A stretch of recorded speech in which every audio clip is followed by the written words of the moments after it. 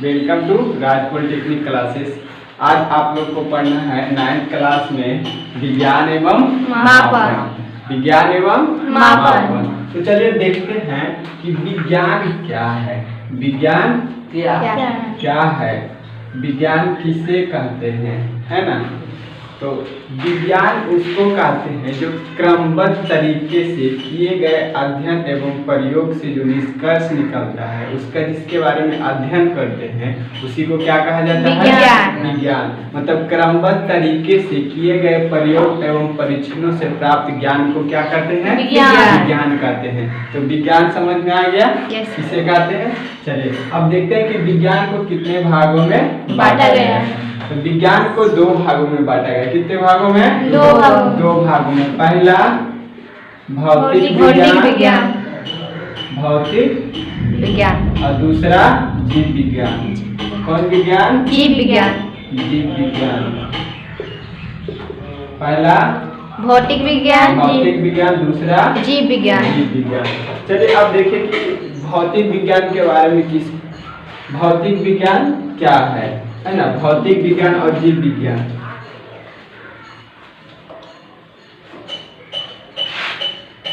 अगर लगे वैसा कि नहीं दिख रहा है, अच्छा नहीं दिखेगा तो कोई दिक्कत नहीं है, क्वालिटी बढ़ा के देख सकते हैं, है ना। तो विज्ञान को कितने भागों में बांटा गया है? 2 भागों में। कौन कौन सा? पहला भौतिक विज्ञान, दूसरा जीव विज्ञान।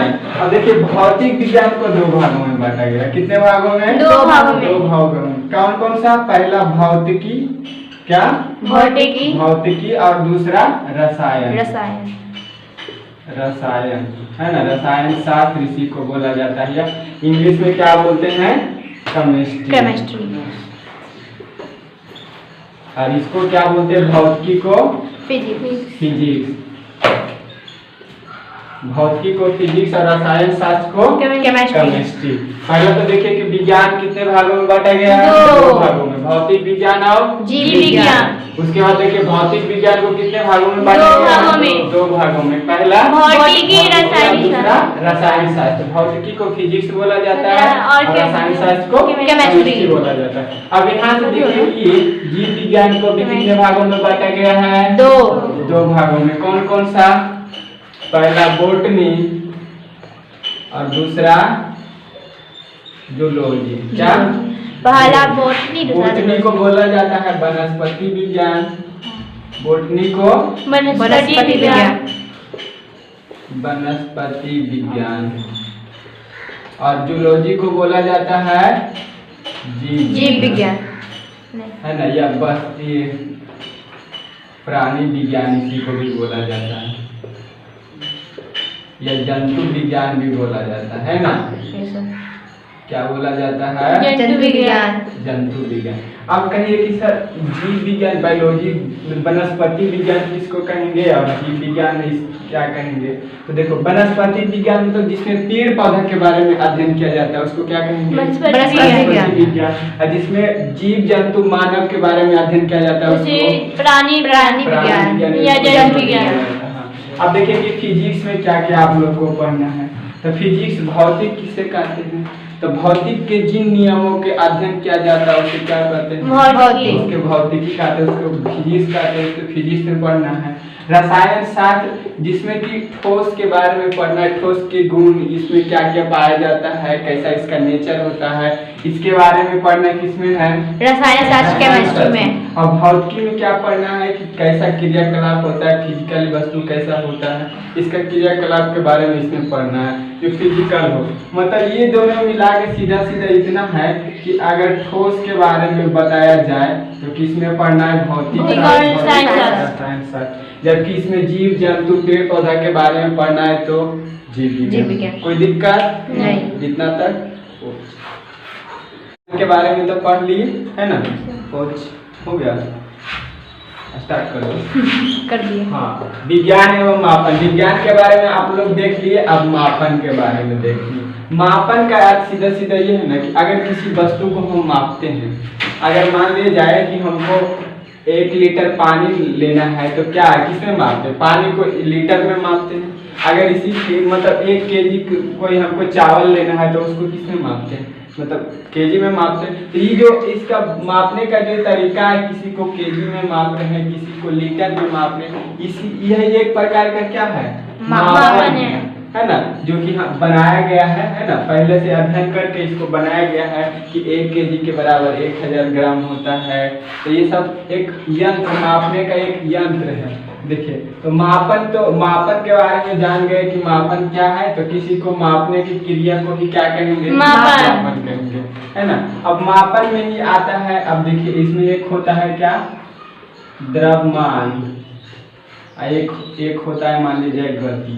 तो देखिए, अब द्रव्यमान को मापना है, मतलब कोई वस्तु का वजन को मापना है, किस में मापेंगे, द्रव्यमान में मापेंगे, मतलब केजी में मापेंगे, या तो पाउंड में मापेंगे, और कुछ में माप सकते हैं क्या, केजी में, ग्राम में, या तो फिर पाउंड में, है ना। अगर गति को मापना रहे तो मीटर, सेंटीमीटर में, है ना, सेंटीमीटर में, या मीटर प्रति सेकेंड में, है ना। तो ये सब जो एक मापने का एक जो यंत्र आ रहा है, उसी को क्या कहेंगे, मापन, मतलब जिससे किसी को मापा जा सके, है ना। दूरी को इसे मीटर प्रति सेकेंड में, किलोमीटर में, ये सब में जिसे माप सकते हैं उसी को क्या कहेंगे, मापन।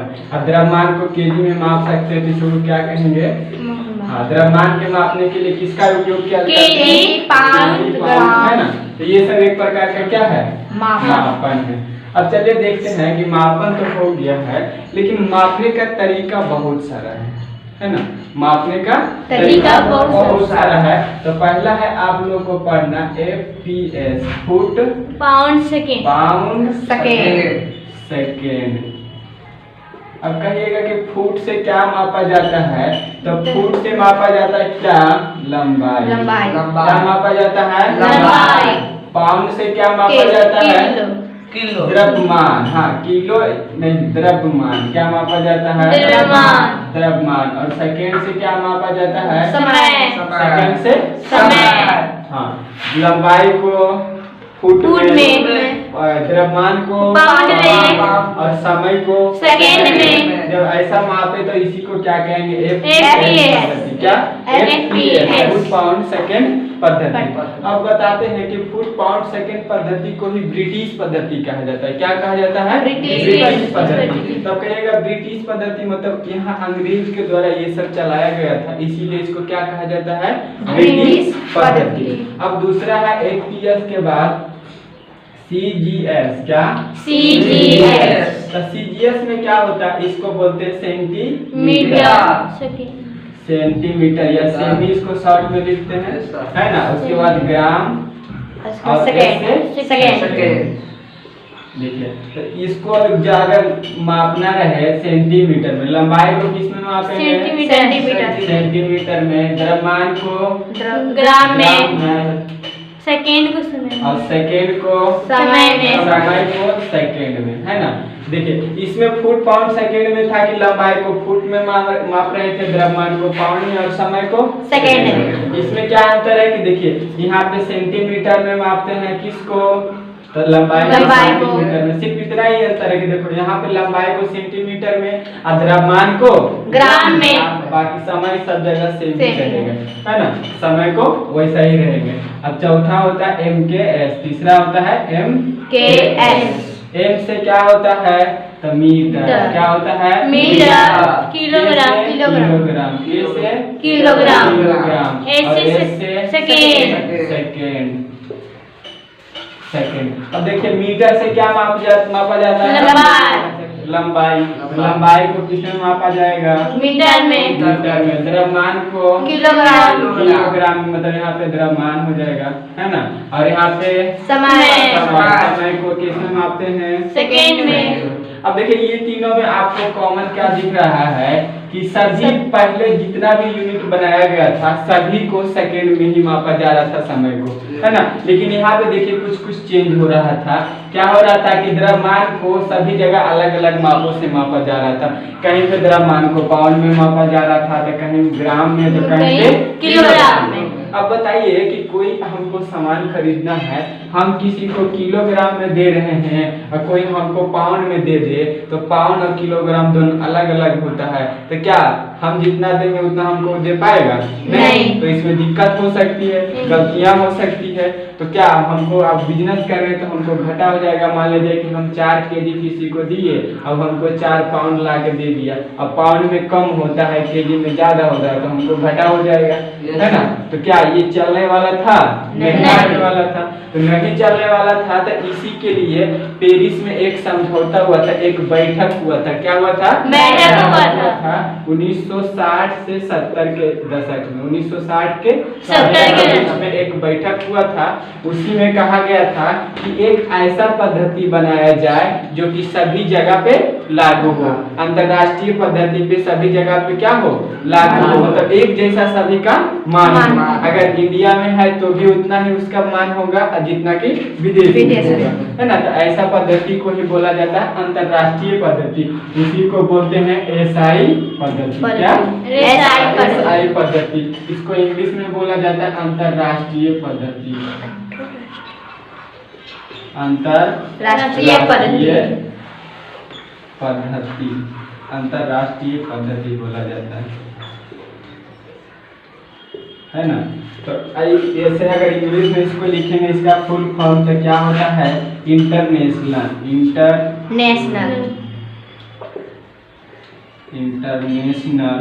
System of unit. International system of unit. ये साल का फुल फॉर्म अगर पूछेगा तो क्या होगा? International system of unity. International system of unity, तो अंतरराष्ट्रीय पद्धति। तो अंतरराष्ट्रीय पद्धति क्या है? तो वैसी पद्धति जो सभी जगह समान इसका मान हो, सभी जगह यहाँ पे 1 केजी है, वहाँ भी 1 केजी का मान बराबर हो, उसी को क्या कहेंगे? अंतरराष्ट्रीय पद्धति, है ना। अंतरराष्ट्रीय पद्धति। अब इतना तक कोई दिक्कत है किसी को? नहीं। ये सब लिखने की जरूरत है क्या? नहीं। अगर लिखना होगा तो स्क्रीनशॉट कर ही लीजिएगा वीडियो पॉज करके, है ना।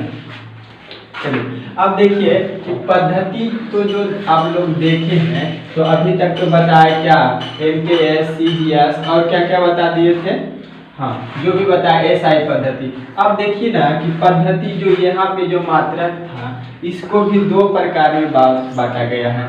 एक मात्रक को एक आधारी मात्रक और दूसरा व्युत्पन्न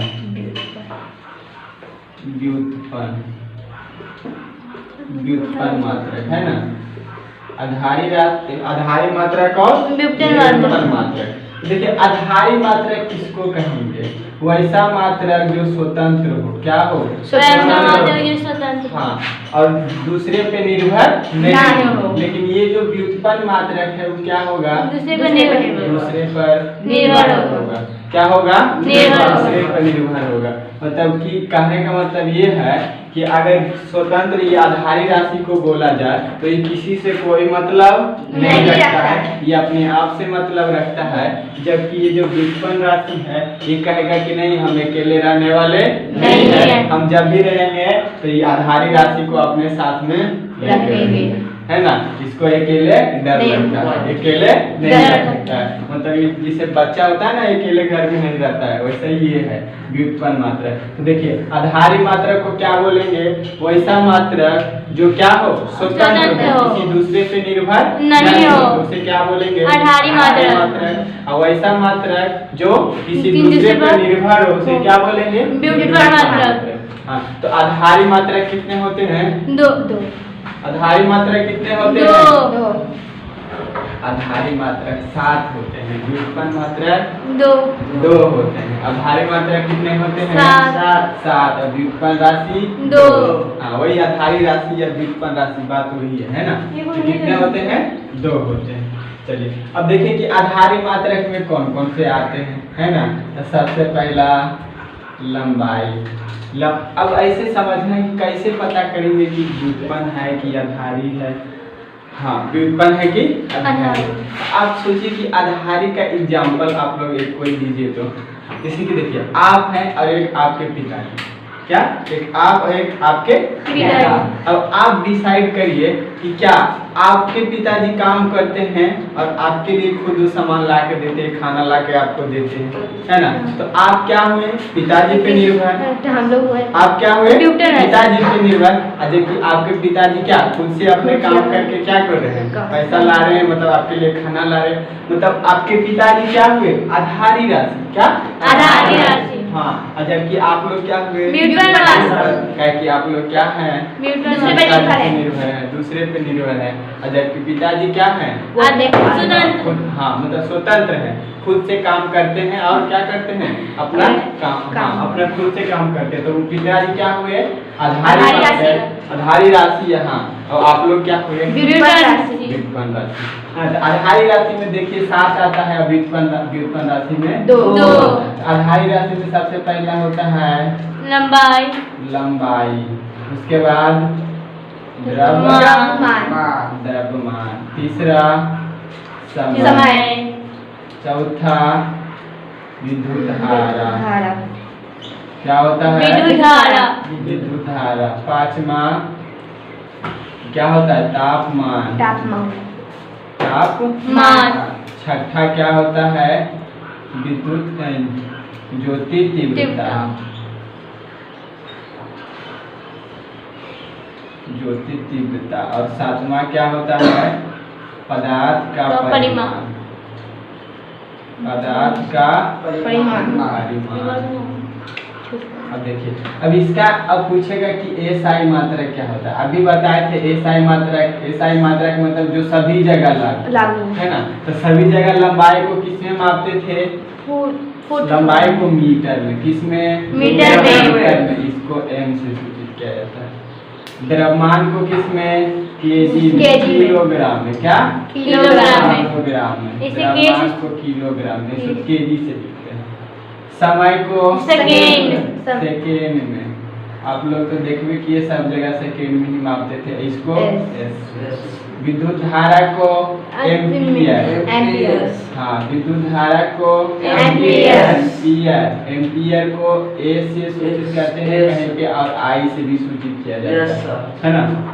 हाँ, तापमान को केल्विन में मापते हैं। किसमें, केल्विन में। इसको के से सूचित किया जाता है। ज्योति तीव्रता कैंडेला। ज्योति तीव्रता को क्या बोला जाता है, इसको भी के से या सीडी से कभी कभी सूचित किया जाता है ना। के से भी और सीडी से भी सूचित किया जाता है। पदार्थ का मान, पदार्थ का मान। इसको मोल, इसको क्या बोला जाता है, इसका मात्रक मोल। इसको MOL से सूचित किया जाता है, MOL। देखिए, लंबाई का एसआई मात्रक मीटर। लंबाई का एसआई मात्रक मीटर। कोई पूछेगा लंबाई को किसमें मापा जाता है, मीटर में। हाँ। द्रव्यमान को किलोग्राम। द्रव्यमान को किलोग्राम। समय को सेकेंड में। विद्युत धारा को एम्पियर। तापमान को केल्विन। ज्योति तीव्रता को कैंडेला। और पदार्थ का परिमाण मोल। यहाँ तक कोई दिक्कत नहीं। चलिए, अब देखिए कि कैसे पदार्थ का परिमाण क्या है, ये क्या है। अब ये तो देख लिया आधारी राशि है ना। अब व्युत्पन्न राशि में क्या आता है, तो व्युत्पन्न राशि देखिए इधर है। व्युत्पन्न राशि में क्या आता है, पहला समतल कोण। क्या, समतल कोण। समतल कोण। और दूसरा घन कोण। क्या होता है, घन कोण। घन कोण। समतल कोण को मापा जाता है रेडियन। रेडियन। क्या, रेडियन। रेडियन। रेडियन रेडियन नहीं, रेडियन। हाँ, रेडियन। और इसको घन कोण को अस्टेड। मतलब कि व्युत्पन्न मात्रा कितना हुआ, 2। हमारी मात्रा 7। कोई दिक्कत नहीं। चलिए इसको मिटा दें। Yes sir. चलिए पॉज करिए वीडियो को। स्टार्ट। चलिए अब देखिए इधर कुछ है अंश, उपसर्ग और गुणज उपसर्ग। मतलब कि कहने का मतलब है कि अभी जो एसआई पद्धति में पढ़ रहे थे उसको कैसे चेंज करना है। चेंज करने के लिए मीटर से सेंटीमीटर से, सेंटीमीटर में किलोमीटर से डेकामीटर, हेक्टोमीटर, है ना, यही सब चेंज करने के लिए ना इसके लिए कुछ मतलब मान दिया गया है। जैसे कि होता है मिली, मिली मतलब होता है 10 पे पावर -3, माइक्रो मतलब 10 पे पावर -6, नैनो मतलब 10 पे -9, पिको मतलब 10 के -12, फेमटो मतलब 10 पे के पावर -15, एटो मतलब 10 पे पावर -18। अब देखिए इधर भी वही हाथ, इधर देखो किलो, किलो मतलब 10 पे पावर 3, मेगा मतलब 10 पे पावर 6, जीगा मतलब 10 पे पावर 9, टेरा मतलब 10 पे पावर 12 और पेंटा मतलब 10 के पावर 15, एक्सा मतलब 10 के पावर 18। ऐसे देखिए इसको याद कैसे रखना है तो पहले तीन को याद रखना है। Milli micro nano, milli micro nano 10 पे पावर 3, 10 पे पावर 6, 10 पे पावर -9, 10 पे पावर -3, 10 पे पावर -6, 10 पे पावर -9। आज इधर मिली, मिली मतलब सबसे छोटा वाला, इसे याद रखना, मिली माइक्रो नैनो, है ना। तो 3 को इधर, फिर femto, pico, femto, atto, milli micro nano, pico, femto, atto, है ना। तो पिको, फेमटो, एटो 10 पे पावर -12, 10 पे पावर -15, 10 पे पावर -18। इधर याद रखना किलो मेगा जीगा, किलो मेगा जीगा, 10 पे पावर 3, 10 पे पावर -10 पे पावर 6, 10 पे पावर 9। आई उसके बाद इसको एटा पेटा एक्सा, हाँ tera peta exa, tera peta exa, इसको 10 पे पावर 12, 10 पे पावर 15, 10 पे पावर 18। कोई दिक्कत है इसमें? नहीं। इसको अगर लिखना है तो मतलब स्क्रीनशॉट ले लीजिएगा। चलिए इसको मिटाते हैं। अब आगे देखिए इसको कैसे चेंज किया जाता है। अभी जो आप लोग को बताया थे उसमें चेंज कैसे किया जाता है। देखिए अब मान लीजिए कि आप लिखे हैं बल, बल बराबर क्या फार्मूला होता है? द्रव्यमान गुणे त्वरण, द्रव्यमान गुणे त्वरण, द्रव्यमान गुणे त्वरण, है ना। द्रव्यमान द्रव्यमान गुणे त्वरण। देखिए द्रव्यमान को किसमें मापते हैं? केजी में। अभी बताया था द्रव्यमान को केजी और त्वरण को मीटर प्रति सेकेंड स्क्वायर, मीटर प्रति सेकेंड स्क्वायर। अब देखिए बल को इस पूरा में लिखेंगे तो केजी मीटर प्रति सेकेंड स्क्वायर। तो बल का अगर पूछेंगे मात्रा कैसे तो क्या हो गया? केजी लीटर प्रति सेकेंड स्क्वायर। इसी को ऐसे भी लिखते हैं, देखें केजी मीटर सेकेंड पे पावर 2, ऊपर जाएगा तो माइनस, प्लस में है, ऊपर जाएगा तो पावर माइनस। कोई दिक्कत? इसी तरह से अगर बोलेगा क्षेत्रफल का, बताइए क्या होगा मात्रा? क्षेत्रफल का मात्रा क्या होगा? तो क्षेत्रफल बराबर क्या होता है? लंबाई गुने चौड़ाई। तो लंबाई क्या, एक पर लंबाई को किसमें मापते हैं? मीटर में। और चौड़ाई भी एक प्रकार का लंबाई के जैसा ही होता है, इसको भी मीटर। मीटर। तो मीटर इंटू मीटर क्या होता है? मीटर का स्क्वायर। तो क्षेत्रफल का ऐसा ही मात्रा है m2 मीटर स्क्वायर, है ना। m2 मतलब मीटर, m2 इसको नहीं पढ़ सकते, मीटर का स्क्वायर बोल सकते हैं। m2 इसको पढ़ा जाता है, अगर 2m ऐसे भी कराते हैं, m पे पावर 2 ऐसे बोल सकते हैं, उनके पावर 2। हाँ। और बताइए घनत्व क्या? घनत्व। घनत्व का क्या होता है? घनत्व का फार्मूला क्या होता है? तो द्रव्यमान बटे आयतन, द्रव्यमान बटे आयतन। अब बताइए द्रव्यमान को किसमें मापेंगे? केजी में। अब आयतन को किसमें मापेंगे? Metre square, metre cube, metre cube. देखिए इसका पूरा मात्रा क्या लिखेंगे? केजी मीटर पे पावर -3, है ना। कोई दिक्कत है इसमें? नहीं। तो इसी को ऐसे पढ़ सकते हैं क्या? केजी पर मीटर क्यूब है ना। इसको बोलने का तरीका, अगर कोई आप पूछे घनात्व का एसआई मात्रा क्या होगा, द्रव्यमान बटा आयतन फार्मूला है ना, द्रव्यमान बटे आयतन इसका फार्मूला है। लेकिन ये क्या है, केजी पर मीटर क्यूब, इसका यूनिट इकाई जिसको बोलते हैं। कोई दिक्कत है नहीं। इकाई तक यहाँ तक समझ में आ गया। Yes, sir। अगर आयतन का पूछता तो बताइए तो आयतन क्या है? घनत्व बटा द्रव्यमान। अच्छा, इससे थोड़ी ना, लंबाई गुने चौड़ाई गुने ऊंचाई तीनों को एक बार कर देंगे गुना तो इसका क्या निकल जाएगा, आयतन। है ना। तो आयतन का देखिए लंबाई को मापते हैं मीटर, चौड़ाई को भी मापते हैं मीटर, मीटर में, ऊंचाई और के भी मापते हैं मीटर में। बराबर मीटर गुने मीटर मीटर क्यूब। देखिए यही ना यहाँ पे लिखे थे कि आयतन का मात्रा क्या होता है, मीटर क्यूब। यहाँ द्रव्यमान को तो जानना कहते हैं कि केजी में मापा जाता है ना। तो केजी पर मीटर क्यूब, इसका निकल गया घनत्व।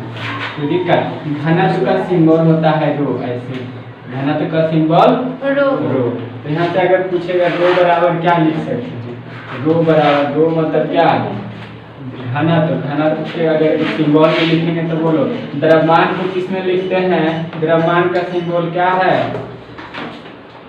द्रव्यमान m से मास होता है और आयतन को v से सूचित करते हैं। तो रो बराबर m बाई v। इसी तरह से यहाँ से देखिए बल बराबर पूछे तो क्या होगा, द्रव्यमान गुने त्वरण, द्रव्यमान को किस से, m से और त्वरण को a से। तो F बराबर पूछेगा तो कोई दिक्कत है नहीं। चलिए इतना तक कोई दिक्कत नहीं। अब एक चीज और आप लोग को पढ़ना है कि अभी कैसे चेंज करते हैं द्रव्यमान। अभी तापमान का एसआई मात्रा क्या आप लोग पूछे थे, तापमान का एसआई मात्रा केल्विन है ना। तो यहाँ पे तापमान को कहीं कहीं डिग्री सेल्सियस में भी मापा जाता है, कहीं कहीं केल्विन में भी मापा जाता है ना। तो यहाँ पे देखिए कि डिग्री सेल्सियस से केल्विन में कैसे बदलेंगे, है ना। देखो ये डिग्री सेल्सियस हो गया, डिग्री सेल्सियस से किस में बदलना है, केल्विन में। कैसे, केल्विन में बदलना है ना। देखिए 0 डिग्री सेल्सियस बराबर होता है 273.15 केल्विन, है ना।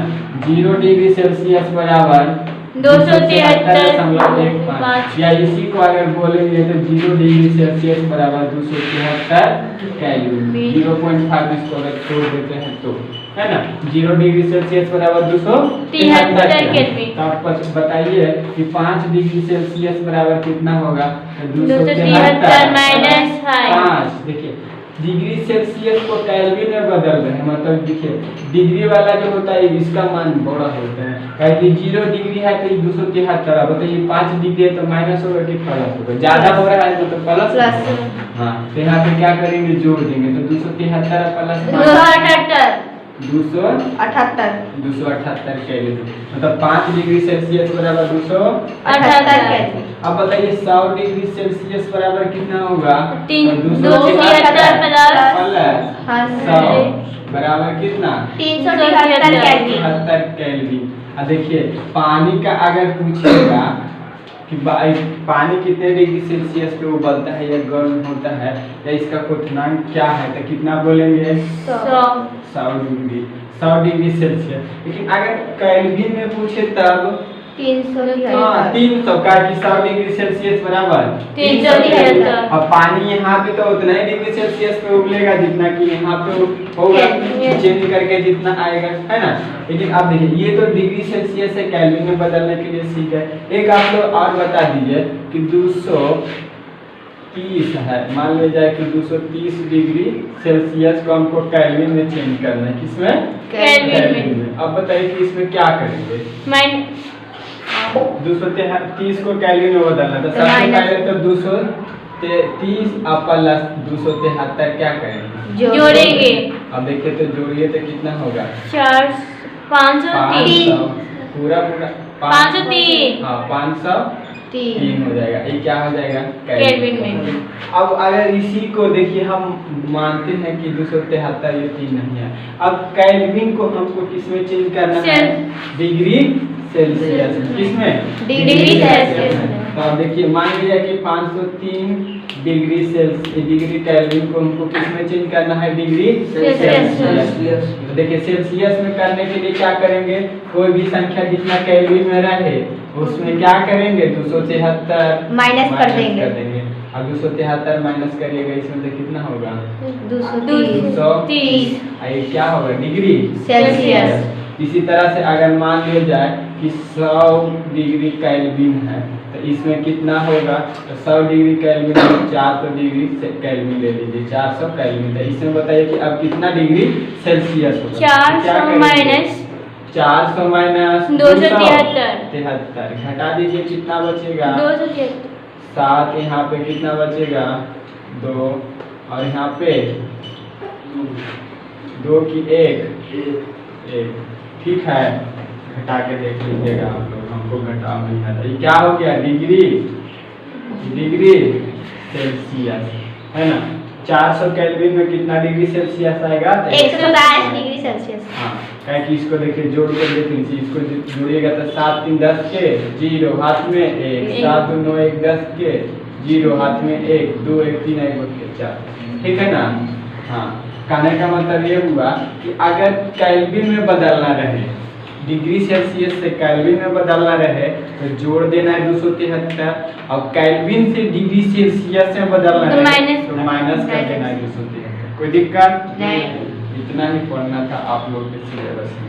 अब कुछ है कि कुछ का यूनिट पूछता है कि क्या होता है ना। तो ऊर्जा का ऐसा यूनिट जूल होता है। क्या होता है? जूल। इसा पढ़े थे। विद्युत धारा का ऐसा यूनिट एम्पियर। एम्पियर। विद्युत धारा का ऐसा यूनिट एम्पियर। बल का ऐसा यूनिट न्यूटन। बल का ऐसा यूनिट न्यूटन। तो ये सब कुछ 4-5 यूनिट पूछता है। तो ये सब 4-5 यूनिट क्या है ऑब्जेक्टिव में लिखा है। कोई दिक्कत? नहीं। Thank you. क्लास अच्छा लगे तो लाइक शेयर सब्सक्राइब जय हिंद।